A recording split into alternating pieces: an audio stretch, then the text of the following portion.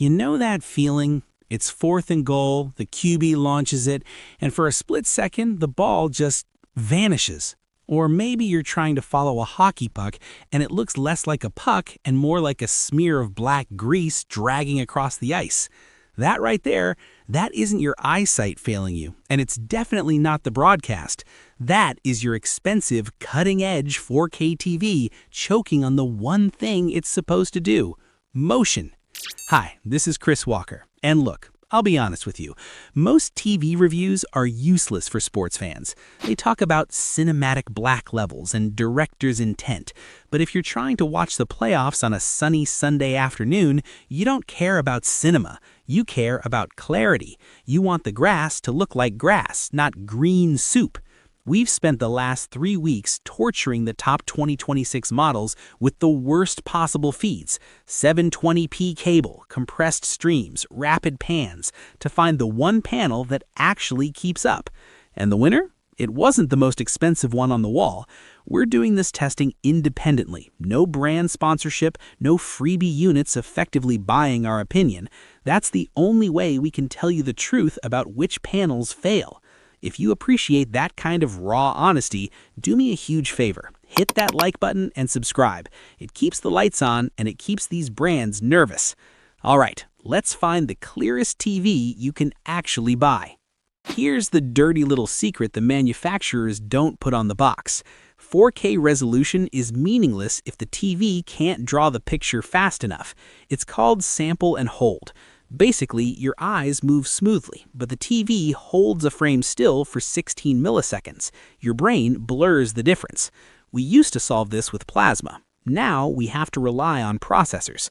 And this brings us to the first heavy hitter, and the one that actually understands how cable TV works. This is the Sony Bravia 9. Well, actually, this is the 65-inch model, because Sony, in their infinite wisdom, decided the 9 doesn't need to exist in 55 inches. If you are strictly locked to 55 inches, you're looking at its little brother, the Bravia 7. But the brains are identical. Here's the reality of watching sports in the US. The Super Bowl isn't broadcasted 4K. It's barely 1080i. Most Fox NFL games, 720p.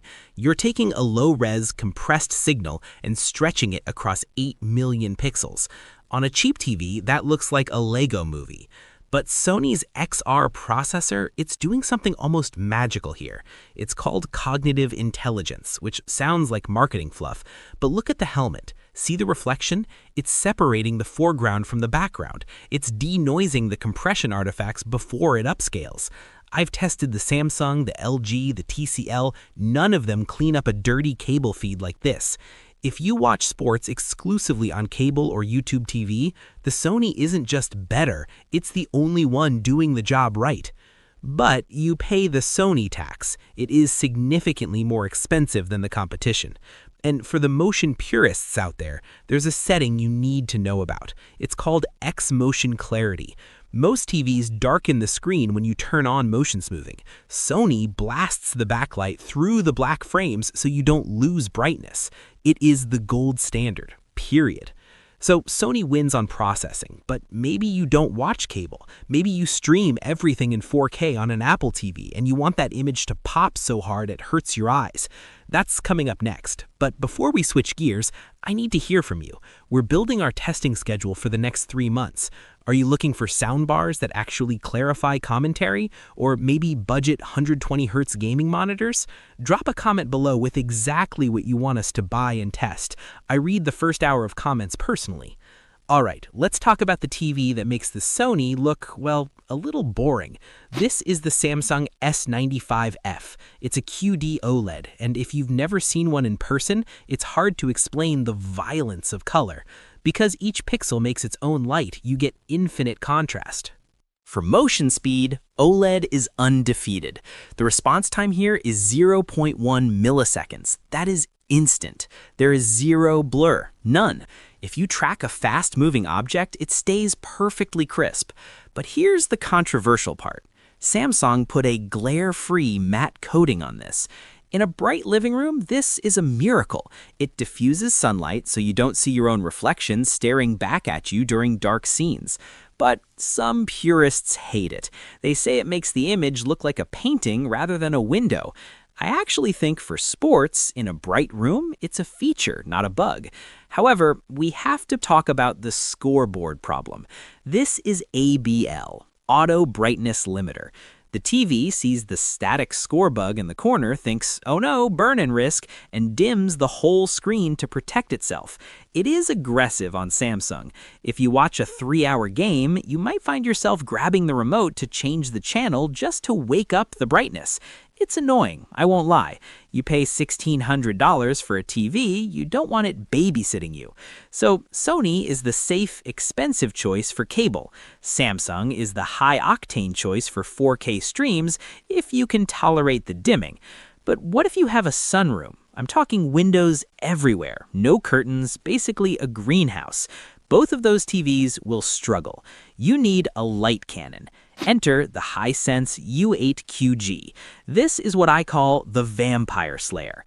If you have a room where you can't control the light, maybe you're hosting a barbecue and the sliding glass doors are open wide, OLEDs die here. They just can't compete with the sun. But this Hisense, it hits over 2,500 nits of peak brightness. That is, frankly, absurd. It powers through reflections like there aren't even there.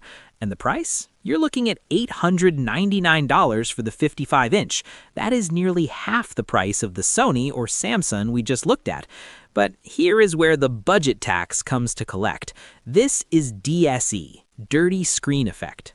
It's a manufacturing defect common in these high-brightness LED panels.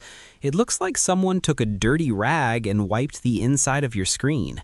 When the camera pans across a uniform color, like a green football field or white ice, you see these stationary gray bars.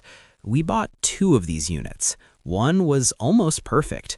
The other looked like a jail cell overlay.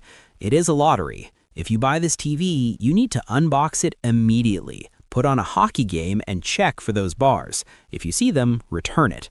Do not get used to it. You won't. So Hisense is the brightness king, but it's a gamble. Now, let's pivot. What if you aren't fighting the sun? What if your problem is people?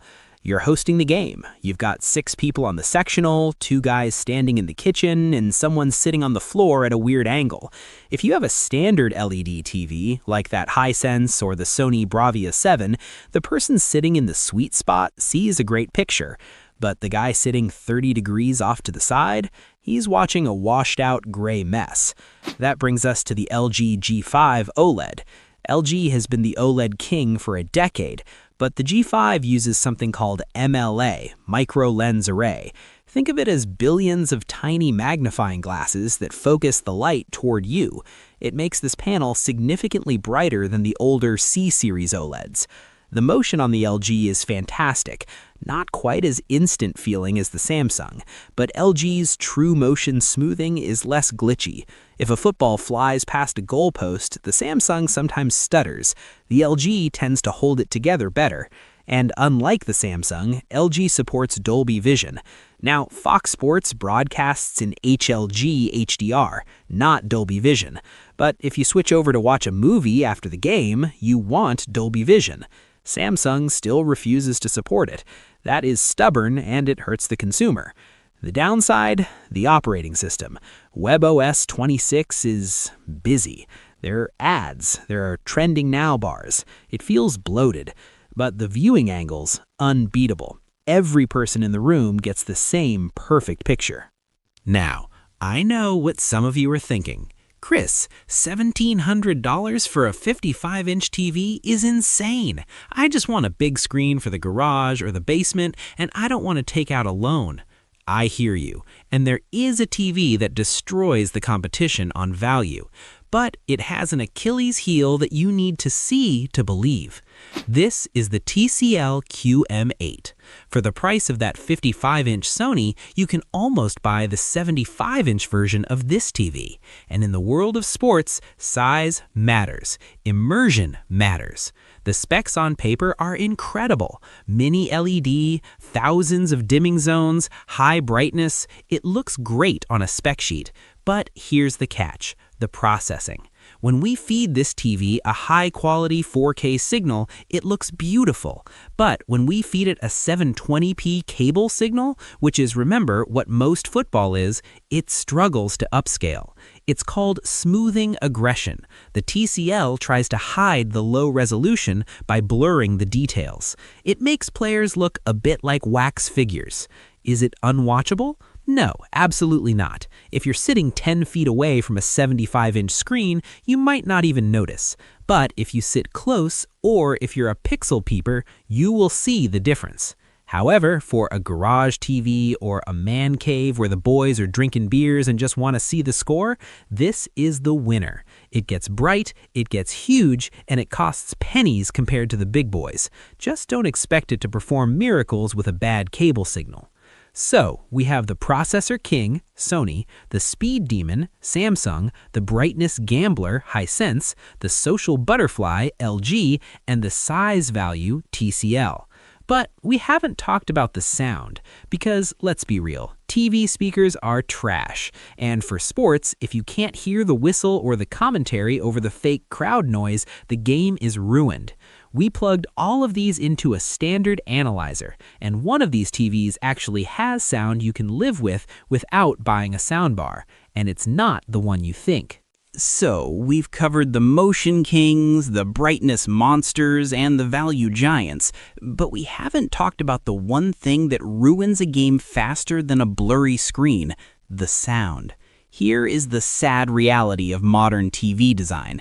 As screens get thinner, speakers get worse. There is physically no room for a subwoofer, so most of these TVs sound like a smartphone playing inside a tin can. You turn it up to hear the commentary, and suddenly the crowd noise shreds your eardrums. But one of these manufacturers actually solved it, and they didn't do it with speakers. They did it with physics. It's the Sony Bravia 9 again, but this applies to their OLEDs too. Instead of shoving tiny speakers at the bottom, firing at your feet, Sony put frame tweeters into the side of the bezel. On their OLEDs, they actually vibrate the glass screen itself to make sound. The result? When the quarterback shouts a cadence, the sound comes from his mouth, not from the TV stand. It anchors the audio to the image. Is it as good as a full surround system? No. But if you refuse to buy a soundbar, this is the only TV on this list that doesn't sound broken out of the box. Compare that to the Samsung S95F or the TCL, and it's night and day.